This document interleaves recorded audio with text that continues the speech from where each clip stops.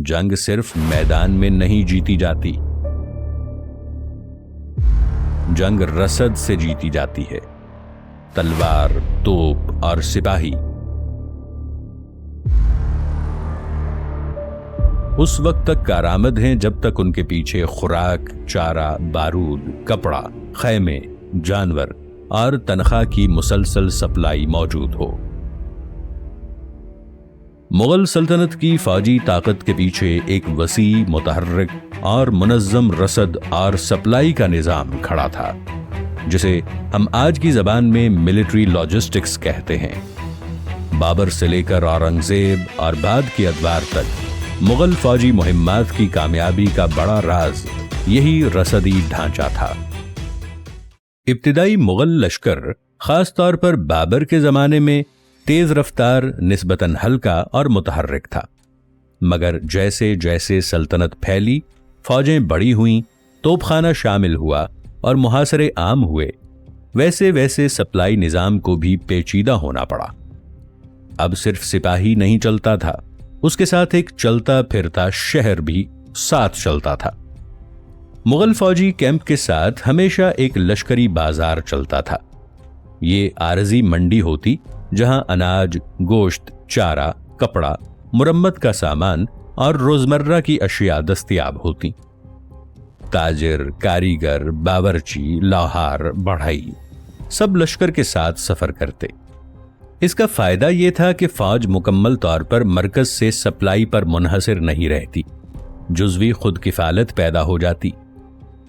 तारीखी मिनिएचर और तवारीख में इन चलते फिरते बाजारों का जिक्र मिलता है, लेकिन सिर्फ बाजार काफी नहीं था।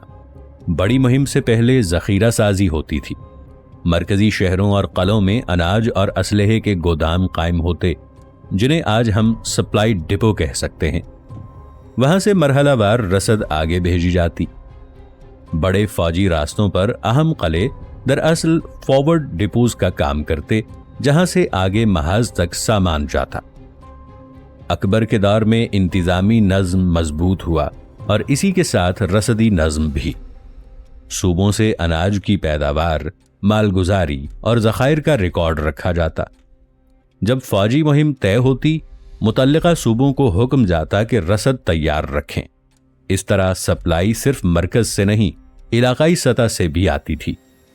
फौजी रसद की सबसे बड़ी चीज थी अनाज, गंदुम, जौ, चावल, इलाके के हिसाब से।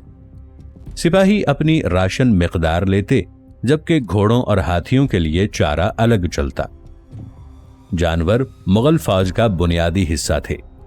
घोड़े, खच्चर, बैलगाड़ियां, ऊंट, इसलिए चारा सप्लाई एक मुस्तकिल मसला था। बाज मुहिम्मात में चारा मकामी इलाकों से खरीदा जाता, बाज में साथ लादा जाता।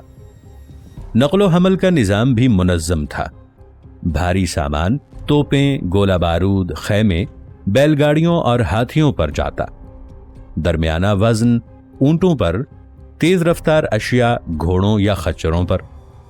इस पूरे काफिले को हम आज बैगेज ट्रेन कहते हैं, और मुगल फौज में ये बाज़ औक़ात खुद एक तवील कतार बन जाता था जो मीलों तक फैली होती। तोपखाने की सप्लाई खास तौर पर पेचीदा थी। तोप, गोले, बारूद, औजार, मुरम्मत का सामान सब अलग गाड़ियों में। इसीलिए तोपखाना दस्ता अक्सर रफ्तार कम कर देता, मगर इसकी मार फैसला कुन होती थी। इसके लिए रास्तों का इंतिखाब भी रसदी नुक्ता नज़र से किया जाता।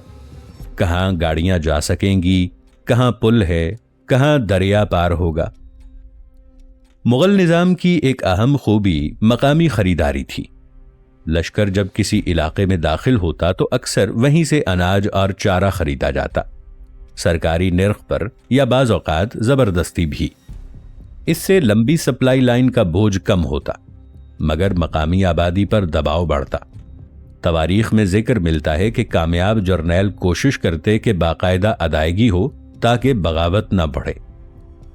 सप्लाई का हिसाब किताब भी रखा जाता था। रसदी अफसर, मुहर्रिर और निगरान मुकर्रर होते। कितनी बोरी अनाज आई, कितना बारूद निकला, कितने जानवर मरे या जख्मी हुए, रिकॉर्ड दर्ज होता। کیونکہ رسد میں بدعنوانی فوج کو کمزور کر سکتی تھی، اس لیے نگرانی ضروری تھی۔ جہانگیر اور شاہجہان کے دور میں جب محاصرے اور بڑی مہمات ہوئیں، قلعہ جاتی سپلائی اور بھی اہم ہو گئی۔ کسی قلعے کا محاصرہ توڑنے کے لیے اندر کا ذخیرہ فیصلہ کن ہوتا تھا، اسی لیے قلعوں میں اناج، پانی اور اسلحے کے طویل مدتی ذخائر رکھے جاتے، بعض اوقات تو مہینوں کے لیے۔ اورنگزیب کے طویل دکنی محاذ نے مغل رسدی نظام کو سب سے زیادہ آزمائش میں ڈالا۔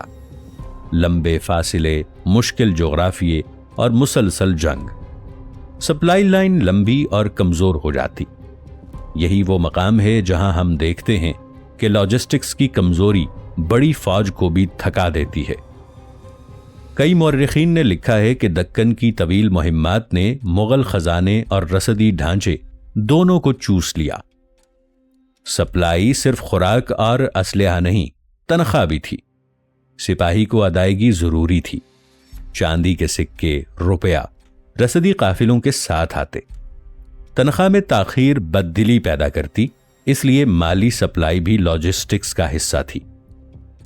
اگر ایک جملے میں مغل فوجی رسد نظام کو سمجھیں تو یہ ایک چلتا ہوا ریاستی ڈھانچہ تھا۔